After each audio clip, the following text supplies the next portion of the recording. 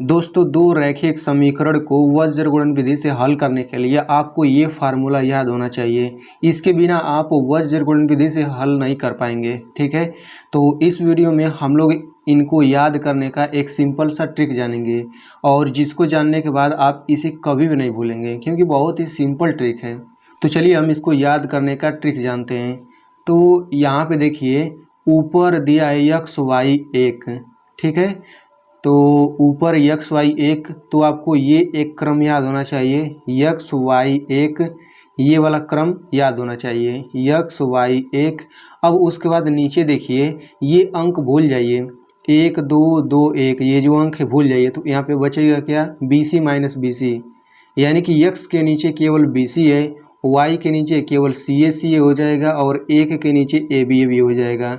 यानी कि x Y एक, ये क्रम तो याद रखना है और आपको एक क्रम और याद रखना है, B C C A B.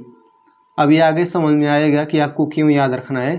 तो यक्स वाई एक, ये एक क्रम याद होना चाहिए, दूसरा क्रम ये याद होना चाहिए, बी सी ए बी। ठीक है, अगर आपको ये क्रम याद नहीं हो रहा है, बी सी ए बी, तो इसको भी याद करने का मैं आपको तरीका बता देता हूँ। तो बी सी ए बी को याद करने के लिए यहाँ पे आप एक वृत्त बना दीजिए कुछ इस तरीके से, और इस वृत्त में आपको किस तरह से चलना है, क्लॉकवाइज, यानी कि घड़ी की सुई जिस दिशा में चलती है, घड़ी की सुई इसी दिशा में चलती है ना, इस तरह से। तो इसमें हम लोग इसी तरह से चलेंगे। यहाँ पे लिख लेते हैं ए, यहाँ पे लिख लेते हैं बी, यहाँ पे लिख लेते हैं सी। ठीक है, तो आपको घड़ी के चलने की दिशा में चलना है, यानी कि क्लॉकवाइज चलना है। तो सबसे पहले बी से सी पर आइए, तो देखिए यहाँ से बी सी हो जाएगा हमारा, और अगर सी से ए पर आते हैं तो क्या हो जाएगा, सी ए हो जाएगा। ए से बी पर जाते हैं तो ए बी हो जाएगा। तो देखिए इस तरह से बी सी ए बी बहुत आसानी से याद हो गया। अब हम चलिए देखते हैं आगे का प्रोसेस क्या करना है।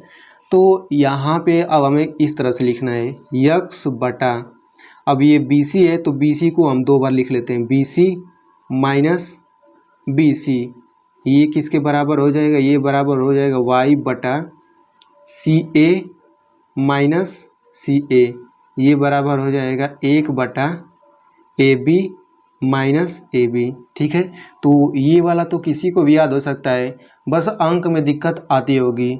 तो यहाँ पे आप लोग अंक पर ध्यान से देखिए, तो पहले वाले में एक दो है, फिर 12 यानी 12 है, फिर 12 का उल्टा 21 है, यानी कि दो पहले हो गया एक बाद में, तो एक दो दो एक। फिर यहाँ पे देखिए एक दो दो एक, एक दो दो एक, यानी कि आपको ये भी याद रखना है, क्या याद रखना है, एक दो दो एक।